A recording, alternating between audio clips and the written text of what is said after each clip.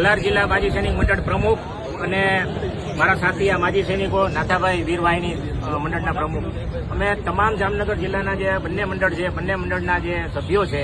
એ આજે અમે કલેક્ટર સાહેબશ્રીને આવેદનપત્ર આવ્યા છીએ. એનો મુખ્ય હેતુ અમારો એ છે, જે અમારા હિંમતનગરની અંદર જે ઘટના 3 તારીખે ઘટી છે એ બહુ દુઃખનીય ઘટના છે અને નિંદનીય ઘટના છે. અમે એને કડક શબ્દોમાં વખોડી કાઢીએ છીએ અને એને ઘોર નિંદા કરીએ છીએ.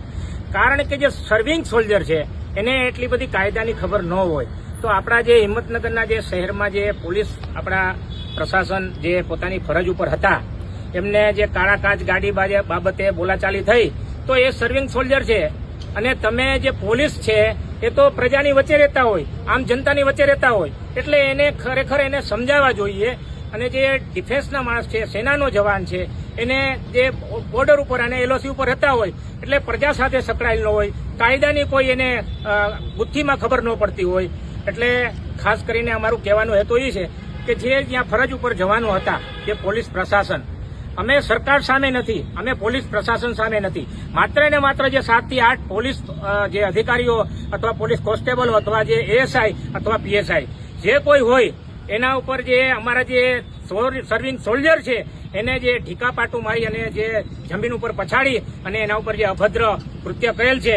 એને અમે સખત ભાષામાં વખોડી કાઢીએ છીએ અને અમે એની ઘોર નિંદા કરી અને એની ટીકા કરીએ છીએ કે આવું પોલીસ પ્રશાસનને શોભે નહીં.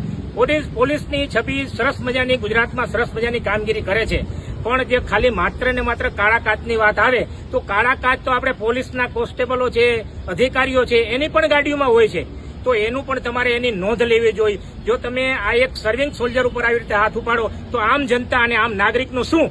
એટલે એક પ્રશ્નાર્થ ઉભો થાય છે. મારું કહેવાનું હેતુ એ છે કે આ પ્રેસ મીડિયાના માધ્યમથી, પ્રિન્ટ મીડિયાના માધ્યમથી, ઇલેક્ટ્રિક મીડિયાના માધ્યમથી અને પત્રકાર મિત્રોના માધ્યમથી અમે જે કલેક્ટર સાહેબના માધ્યમથી અમે જે સરકાર સુધી અમારી જે આ વિનંતી છે, અમારી અપીલ છે અને અમારી જે આ જે વિનંતી છે એ અમે પહોંચાડવા માંગીએ છીએ કે જે અમારો સર્વિંગ સોલ્જર છે એને કોઈ કાયદાની ખબર ન હોય તો આ પોલીસ પ્રશાસનના જે જવાનો હતા એને જે કાંઈ પાવતી ફાડી અને જે કાંઈ દંડ કરી અને એને રવાનો કરવો જોઈએ. પણ આ જે એને ઘટના ઘટી અને જે એને ટીકાપાટું મારેલ છે તો કાયદેસર પોલીસ પ્રશાસનના જે જવાન હતા તેના ઉપર રાઇટિંગનો ગુનો દાખલ થાય અને અમારો જે સર્વિંગ સોલ્જર છે એના ઉપર જે એફઆઈઆર કરવામાં આવી છે એ એફઆઈઆર રદ થાય અને આ જે ગુનામાં જે પોલીસ પ્રશાસનના જે ભાઈઓ હતા એના ઉપર એફઆઈઆર થાય એવી અમારી માગણી અને લાગણી છે. ભારત માતા કી જય, વંદે માતરમ, જય જય ગુજરાત, જય હિન્દ.